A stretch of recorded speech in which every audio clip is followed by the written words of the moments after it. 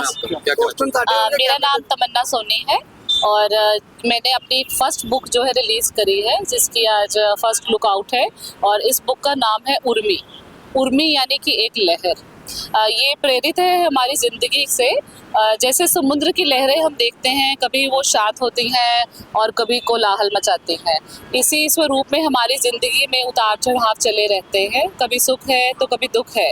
तो इसी से प्रेरित है मेरी ये उर्मी। एक कविता का संग्रह है जिसमें जीवन के विभिन्न पहलुओं को मैंने दर्शाया है कि कैसे एक इंसान की ज़िंदगी में कभी सुख आता है, कभी संघर्ष आता है, कभी उम्मीद आती है, कभी आस्था है, कभी देश प्रेम है। तो दर्शकों को जो है सभी रंग इस कविता संग्रह में देखने को मिलेंगे। अच्छा मैम, मुख्य मेहमान थे कौन पहुंचे? जी, इस किताब का जो लोकार्पण है वो मैंने अपनी माताजी कविता सोनी के कर कमलों से करवाया है।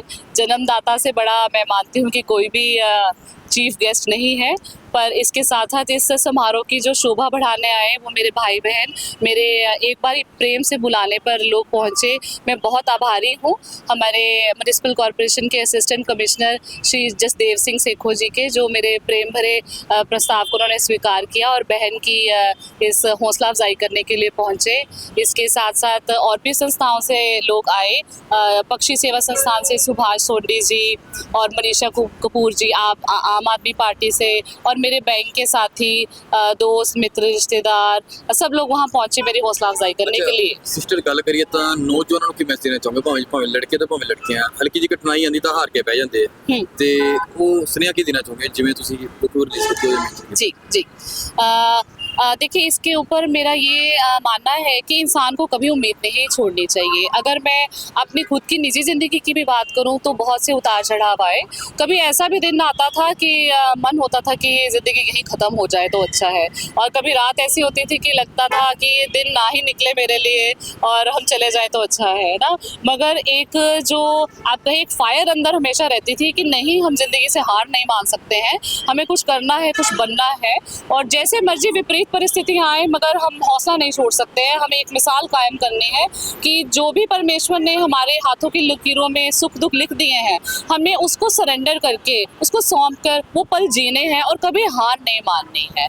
और एक मैं स्पेशली ये मैसेज देना चाहूँगी कि हम अपने दुख में ना कई बार इतना ज़्यादा दब जाते हैं कि हम सामने वाले का दुख देना जो है देखना भूल जाते हैं। तो मेरा ये यूथ को मैसेज है कि कभी किसी सिचुएशन से हार ना माने और अपने दुख में इतना मत डूब जाओ कि आपको सामने वाले का दुख ना नजर आए। यानी जितनी मर्जी हालात खराब रहे हो, मगर मैंने हमेशा प्रयास किया कि मैं अपने आसपास चाहे जीव जंतु हैं या लोग हैं ज़रूरतमंद मेरे भाई बहन, मैं उनको मदद जो है मुहैया करवाती रहूँ। तो दूसरों को सुख देने का जो अनुभूति है उसको यूथ मान के चले कि हमें ये आगे लेकर चलना है। अच्छे देखते हैं आजकल के जो बच्चे हैं, बच्चे तरक्की भी काफ़ी करते हैं जी, माँ बाप को पीछे रखते हैं। आपने देखा जाए सुपर शुरू की है, लेकिन अपने माता पिता को आपने आगे रखा, लगता भी इससे लोगों को सीखना चाहिए। जी बिल्कुल, शायद मैं कहूँगी कि मैं बहुत ही मामूली एक इंसान हूँ दूसरों को शिक्षा देने के लिए, पर एक मैं फिर भी गुजारिश करूँगी, मुझे एक प्लेटफॉर्म मिला है तो मैं गुजारिश करना चाहूँगी कि माता और पिता से सर्वोपरि कोई भी नहीं है ना।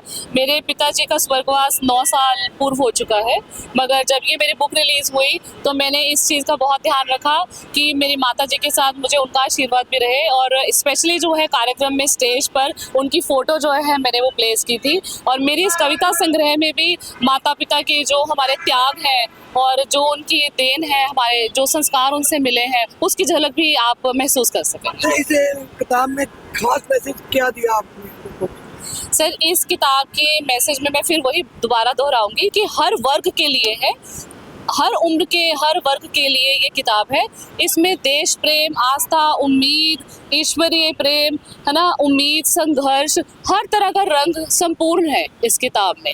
और मैसेज ये है कि अपने मन में करुणा रखें, देश प्रेम की भावना रखें, माता पिता की सेवा करें, और जीवन के हर विपरीत मोड़ पर भी अपनी जो है एक फौलादी इरादे हैं वो न छोड़े। मैं अपनी कविता की एक लाइन इसमें कहूँगी, ये जो नारी शक्ति है ना, कि मैं ईश्वर से ये प्रार्थना करती हूँ कि हमें इतनी हिम्मत दे कि जब वक्त हो तो हमें फूल सी कोमलता दे, जब वक्त आए तो हमें फूल सी कोमलता दे, और जब ज़रूरत हो तो हमें ज्वाला सा शोला भी बना ले। धन्यवाद।